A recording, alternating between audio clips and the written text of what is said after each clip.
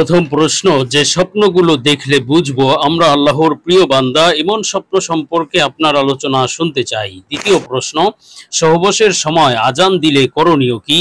তৃতীয় প্রশ্ন, ফরজ গোসল না করে মেয়েরা সাংসারিক কাজকর্ম করতে পারবে কিনা? আসসালামু আলাইকুম ওয়া রাহমাতুল্লাহি ওয়া বারাকাতুহু। আলহামদুলিল্লাহি ওয়াহদা ওয়াসসালাতু ওয়াসসালামু আলা মান লা নাবিয়্যা বা'দা। প্রিয় দর্শক, অত্যন্ত গুরুত্বপূর্ণ অনেক প্রশ্ন আপনারা আমাদের কাছে করেছেন। আজকের এই ভিডিওতে তন্মধ্য থেকে উল্লেখিত নির্বাচিত গুরুত্বপূর্ণ তিনটি প্রশ্নের জবাব নিয়ে বিস্তারিত আলোচনা করব ইনশাআল্লাহ। সুতরাং মনোযোগ সহকারে ভিডিওটি শেষ পর্যন্ত দেখবেন। আর আপনার কোনো প্রশ্ন থাকলে অবশ্যই কমেন্টে লিখে যাবেন, আমরা পরবর্তী ভিডিওতে জবাব দেব ইনশাআল্লাহ।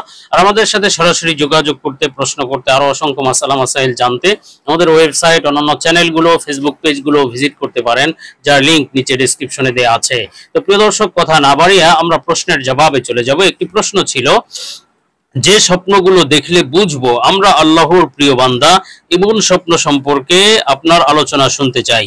দেখুন, আল্লাহ রব্বুল আলামিন বান্দাদেরকে অত্যন্ত ভালোবাসেন, মহব্বত করেন এবং বান্দাদেরকে সুসংবাদ দেওয়ার জন্য অথবা সতর্ক বার্তা জানানোর জন্য আল্লাহ তাআলা কখনো কখনো ফেরেশতাদের মাধ্যমে স্বপ্ন দেখিয়ে থাকেন। আর আল্লাহর দেখানো স্বপ্নগুলোর ব্যাখ্যা রয়েছে এবং সেগুলো সত্য স্বপ্ন আর তার সহি ব্যাখ্যাও রয়েছে। তবে শয়তান যেই স্বপ্নগুলো দেখায় অথবা যেই স্বপ্নগুলো মানুষ অলিক কল্পনা থেকে দেখে, সেগুলো ভুয়া স্বপ্ন বা সেগুলোর কোনো ব্যাখ্যা নেই।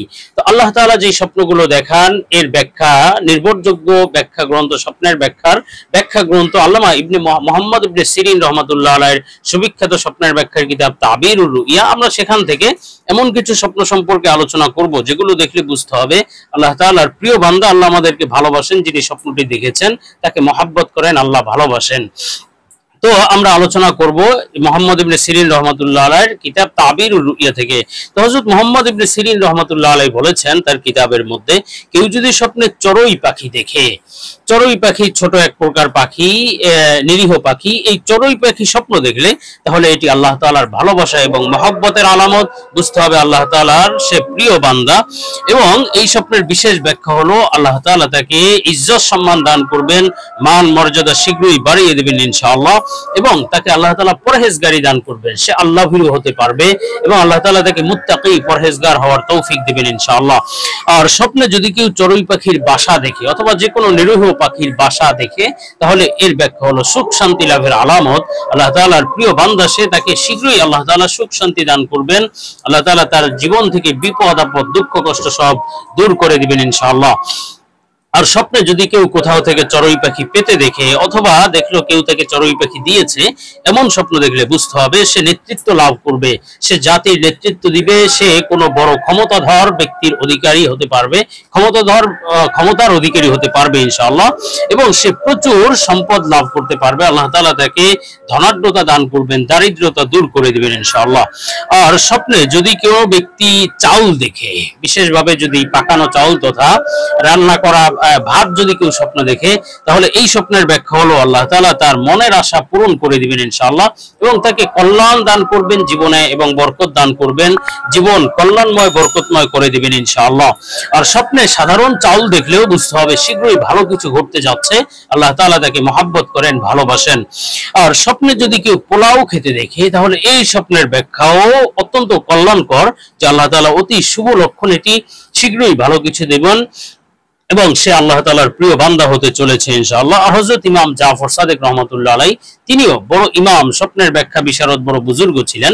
তিনি বলেছেন স্বপ্নে চাউল দেখলে বা ভাত দেখলে মোটামুটি তিনটি ব্যাখ্যা হয়ে থাকে। প্রথম ব্যাখ্যা হলো প্রচুর অর্থ সম্পদ লাভের আলামত, দারিদ্রতা দূর হয়ে যাবে, ধনাঢ্যতা আসবে, আল্লাহ তাআলা শীঘ্রই তাকে ধনী বানিয়ে দেবেন ইনশাআল্লাহ। এবং আরেকটি ব্যাখ্যা হলো তার মনের আশা পূরণ হবে ইনশাআল্লাহ। এবং আরেকটি ব্যাখ্যা হলো সে কল্যাণ এবং মুনাফা লাভ করবে, তথা সে তার জীবনকে আল্লাহ কল্যাণময় করে দিবেন, আল্লাহ তাআলার প্রিয় বান্দা হতে চলেছে সে ইনশাআল্লাহ, এবং সে ব্যবসায় বা চাকরিতে লাভবান হতে পারবে, মুনাফা লাভ করবে ইনশাআল্লাহ। তো যাই হোক, আমরা এর পরবর্তী প্রশ্নে চলে যাব। একটি প্রশ্ন ছিল যে সহবাসের সময় আজান দিলে করণীয় কি? দেখুন, সহবাসের সময় যদি আজান দেয়, তাহলে এক্ষেত্রে আপনাকে দুটি বিষয় লক্ষ্য রাখতে হবে। প্রথমত, সহবাসের সময় আজান দিলে সহবাস থেকে বিচ্ছিন্ন হয়ে যাওয়া আবশ্যক কিনা, বা তখন সহবাস কন্টিনিউ করা এতে হারাম হবে কিনা বা গুনাহ হবে কিনা। আরেকটি হলো উত্তমের বিষয়, যে আপনি তখন উত্তম হিসেবে কি করবেন বা আপনার জন্য কোনটা করা ভালো হবে।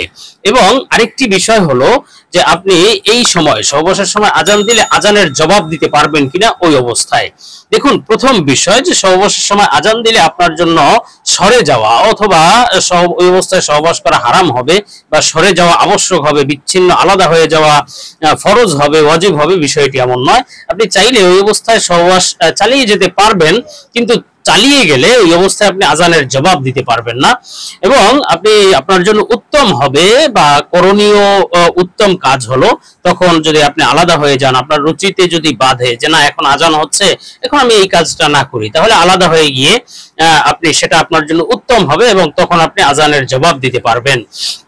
তো যাই হোক, আমরা এর পরবর্তী প্রশ্নে চলে যাব। প্রশ্ন ছিল যে ফরজ গোসল না করে মেয়েরা সাংসারিক কাজকর্ম করতে পারবে কিনা। দেখুন, ফরজ গোসল না করে সাংসারিক কাজকর্ম এটি পুরুষ মহিলা সবার জন্য একই বিধান। মেয়েরা সাংসারিক কাজকর্ম করতে পারবে কিনা ফরজ গোসল না করে, অথবা পুরুষরা তাদের প্রয়োজনীয় কাজকর্ম করতে পারবে কিনা, বিধান একই হবে। তো আসলে গোসল ফরজ হলে সাংসারিক কাজকর্ম করা বা অন্যান্য গোসল না করে অন্যান্য কাজকর্ম করা, এক্ষেত্রে আপনাকে দুটি বিষয় লক্ষ্য রাখতে হবে। প্রথমত, যদি গোসল ফরজ হয়ে যায় তাহলে আপনার জন্য সাংসারিক কাজকর্ম করা গোসল না করে এটি আপনার জন্য উত্তম নয়। আপনি যদি চান তাহলে আপনি গোসল না করে সাংসারিক কাজকর্ম করা যে গুনাহ হবে, হারাম হবে, বিষয়টি এমন নয়, জায়েজ হবে। তবে বেশ কিছু বিষয় আপনি তখন করতে পারবেন না, বিধি নিষেধ রয়েছে, যেমন নামাজ আদায় করতে পারবেন না। এবং সাংসারিক কাজকর্মে গোসল ফরজ হলে আপনি বাইতুল্লাহ তওয়াফ করা যায় না, মসজিদে প্রবেশ করা যায় না, কোরআনুল কারীম তেলাওয়াত করা যায় না, কোরআনুল কারীম স্পর্শ করা যায় না, এই কাজগুলো আপনার জন্য হারাম হবে। তো যেহেতু গোসল করলে এই ভালো ভালো কাজগুলো করা যায় না, এজন্য গোসল ফরজ হলে কাল বিলম্ব না করে আপনার জন্য উচিত হলো যে গোসল করে নেয়া। এরপরে আপনি নামাজ আদায় সহ, কোরআন তেলাওয়াত সহ অন্যান্য সকল কাজ, সাংসারিক কাজকর্ম করতে পারবেন। কিন্তু গোসল না করে আপনি সাংসারিক কাজকর্ম করতে পারেন, এতে গুনাহ হবে, বিষয়টি এমন নয়। তবে ওই বিষয়গুলো, নামাজ, কোরআন তেলাওয়াত, তাওয়াফ, মসজিদে প্রবেশ, এই সমস্ত বিষয়গুলো বৈধ নয় যদি গোসল ফরজ হয়।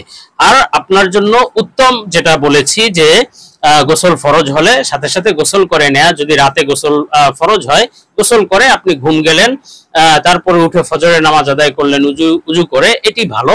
তবে আপনি যদি চান যে গোসল ফরজ হলে তাহলে আপনি তখন ঘুমিয়ে থেকে উত্তম হলো আপনি উজু করেও ঘুমাতে পারেন। এ সম্পর্কেও হাদিস বর্ণিত রয়েছে।